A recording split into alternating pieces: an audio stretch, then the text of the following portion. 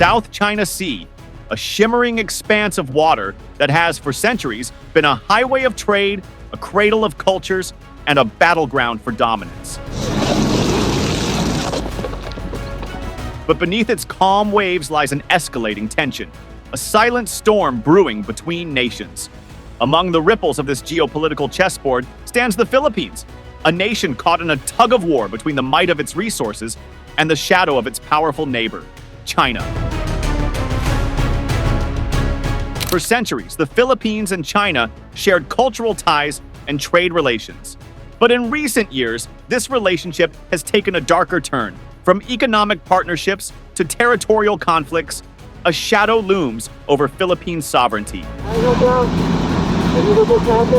Filipino fishermen venturing into waters their ancestors fished for generations, only to be chased away by massive steel-gray ships bearing foreign flags. These aren't just stories. They're chilling realities. Radar images show swarms of vessels surrounding disputed territories. Airstrips rise from reefs, turning once pristine islands into fortresses. And every move made in this vast sea carries a single question: how far will China go?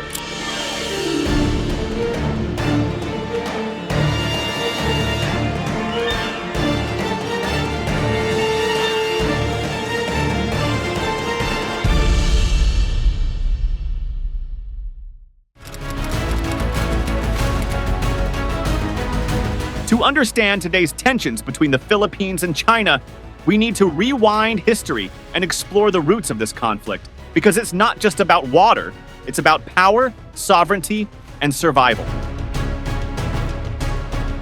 At the heart of the issue is China's controversial new 10-dash line, a sweeping claim that covers nearly 90% of the South China Sea.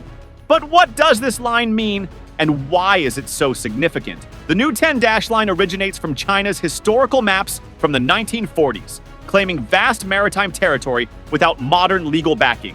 This claim overlaps with the exclusive economic zones of several nations, including the Philippines, Malaysia, Vietnam, and Brunei. The problem?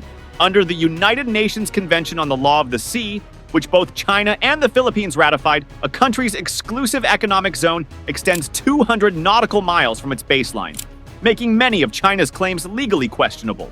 Despite the legal definitions under UNCLOS, China insists these waters belong to them based on vague historical records, raising tensions with the Philippines, whose EEZ includes resource-rich areas like Reed Bank and Scarborough Shoal.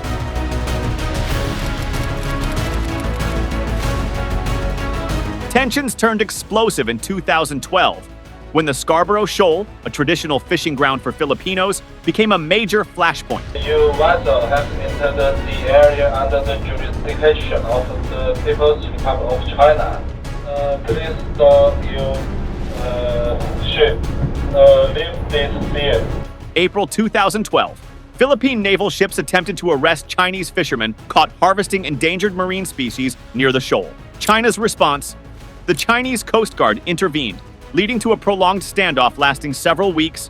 After U.S. brokered talks, both sides agreed to withdraw, but China never left. Instead, they established a permanent presence, effectively seizing control. This is an illegal occupation, a clear violation of our maritime rights.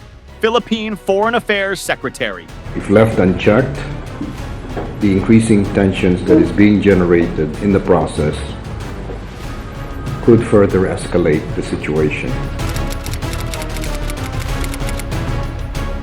In response to increasing Chinese incursions, the Philippines took a bold step, filing a case against China under UNCLOS at the Permanent Court of Arbitration, PCA, in 2013. 3 years later, in 2016, the court delivered a landmark verdict. China's 9-dash line had no legal basis. China had violated Philippine sovereignty by interfering with fishing rights and blocking access to Scarborough Shoal. The court rejected China's historical rights as incompatible with UNCLOS. The world expected compliance. After all, this was a binding international ruling. But China refused to acknowledge the decision. Instead, they doubled down on their aggressive tactics.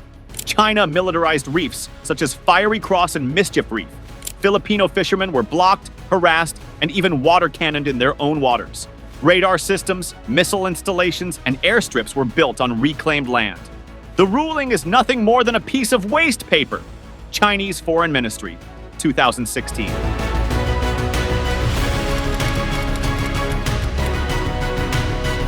The stakes for the Philippines are not just about territory. This conflict impacts everyday Filipinos. Fishermen losing access to their ancestral waters, the economy being threatened, and national sovereignty hanging in the balance. The South China Sea holds 11 billion barrels of oil and 190 trillion cubic feet of natural gas, resources vital for the Philippines' energy security. Filipino fishermen have faced increasing harassment in their traditional fishing grounds, threatening livelihoods and local economies. China's continued defiance erodes respect for international law, posing a direct challenge to the Philippines' territorial integrity.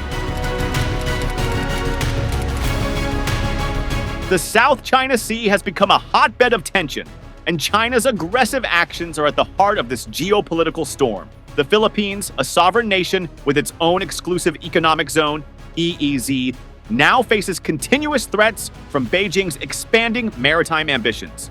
From militarizing artificial islands to harassing Filipino vessels, China's tactics are escalating, raising serious concerns for regional stability and the safety of those directly affected.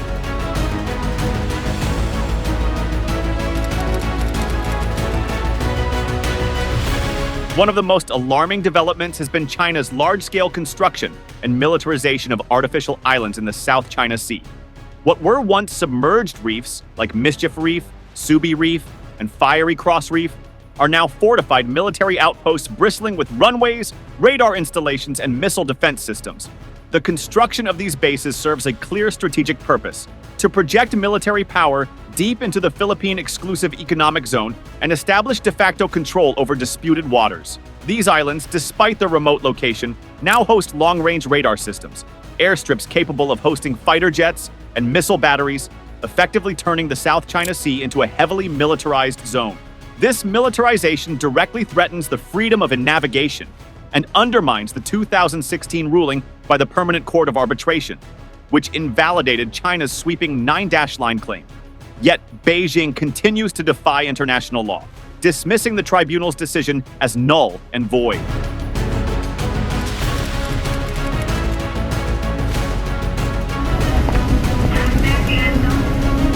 Beyond military buildup, China has intensified its direct confrontations with Philippine vessels, both civilian and military. A series of high-profile incidents have drawn international condemnation. August 2023, Chinese Coast Guard vessels used high-powered water cannons against Philippine supply ships attempting to deliver supplies to troops stationed at the BRP Sierra Madre on 2nd Thomas Shoal. March 2024, a Chinese militia vessel rammed a Filipino fishing boat near Scarborough Shoal, damaging the vessel and putting the lives of Filipino fishermen at risk. These incidents aren't isolated. They are part of a broader pattern of gray zone warfare, where China uses non-military forces, such as the Maritime militia, to assert dominance while avoiding full-scale conflict. Quote, China's aggressive tactics in the South China Sea undermine peace and stability in the region. Philippine Defense Secretary. The impact of China's aggression extends far beyond naval clashes. It affects ordinary Filipino lives. For generations, Filipino fishermen have relied on the rich waters of the South China Sea for their livelihoods. But now, they are being pushed out of their own territorial waters. Take, for instance, the 2019 sinking of the FB Gemver, where a Chinese vessel rammed and abandoned a Filipino fishing boat, leaving 22 fishermen stranded at sea until a Vietnamese vessel rescued them. We were adrift for several hours. Some of us got on a small boat and paddled for several hours to look for help. We are very grateful for Vietnamese fishermen rescued us, or we would died by now. More recently, in 2024, Filipino fishermen reported being chased away from Scarborough Shoal, with some claiming their catch was confiscated by Chinese forces. This harassment has caused severe economic hardship for local communities, food insecurity due to limited fishing access, and increased dependence on foreign seafood imports. China's aggression also extends into the digital realm, using disinformation campaigns and cyber operations to influence public perception and weaken Philippine resolve. Fake news campaigns, pro-China narratives that downplay maritime disputes, cyber attacks, targeting Philippine government websites during diplomatic tensions, election interference, allegations of China influencing local elections by supporting pro-Beijing candidates. This hybrid warfare aims to destabilize the Philippines internally, creating divisions and sowing doubt about the legitimacy of Philippine territorial claims.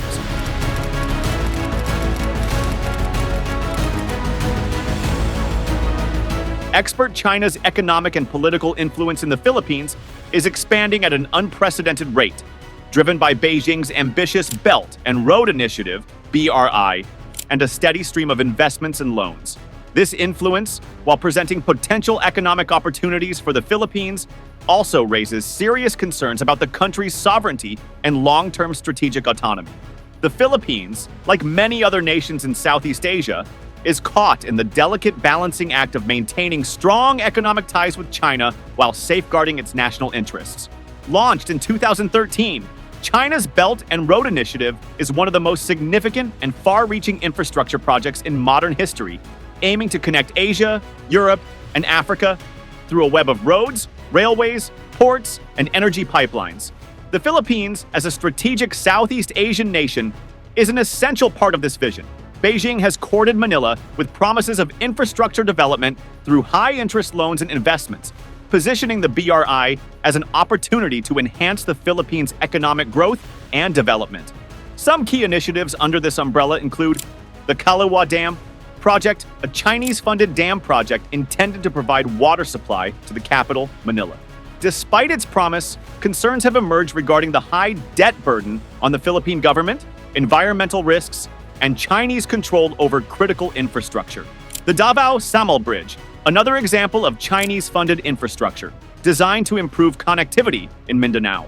Though such projects offer much-needed development, they further deepen the Philippines' financial reliance on Beijing.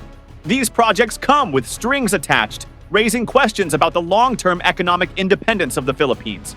As China increasingly gains control over essential infrastructure, the country faces the potential risk of debt traps, where it could be forced to concede valuable resources or strategic assets to China if it struggles to repay the loans.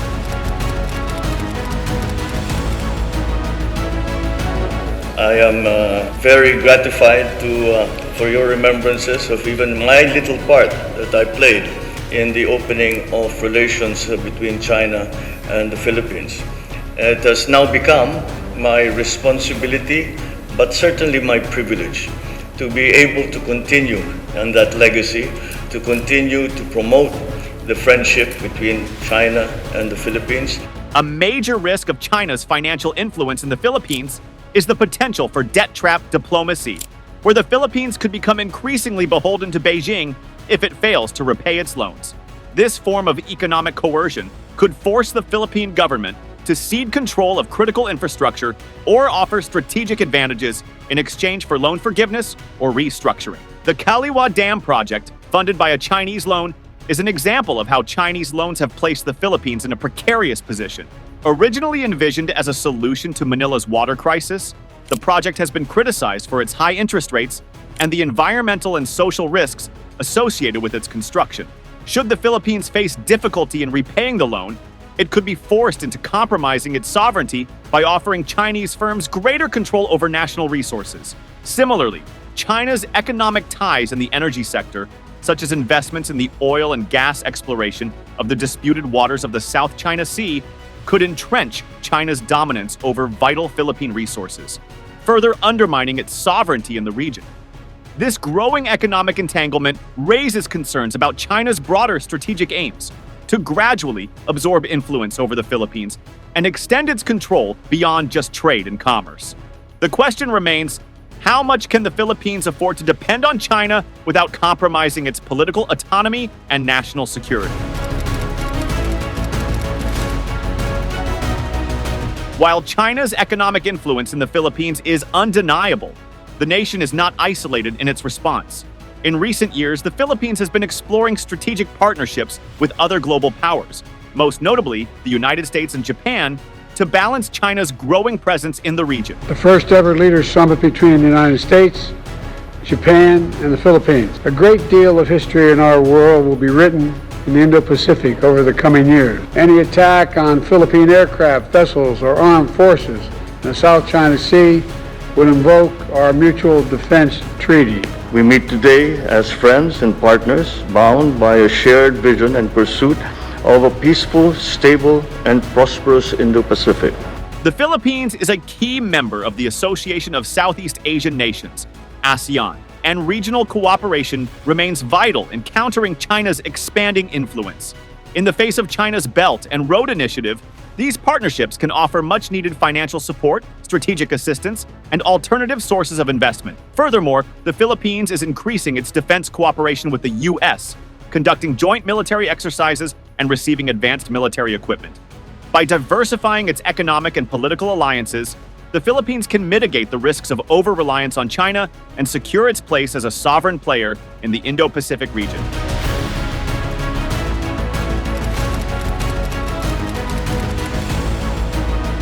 China's actions in the South China Sea present a significant threat to the Philippines' sovereignty, from militarizing disputed areas to confronting Filipino fishermen. Despite international rulings against China's claims, Beijing's aggressive behavior continues to escalate. However, the Philippines is not alone. Strong support from the United States and ASEAN underscores the importance of regional unity against China's influence. Moving forward, the Philippines must stay vigilant, strengthen alliances, and navigate this growing threat to protect its sovereignty and regional stability. Thank you for tuning into our channel.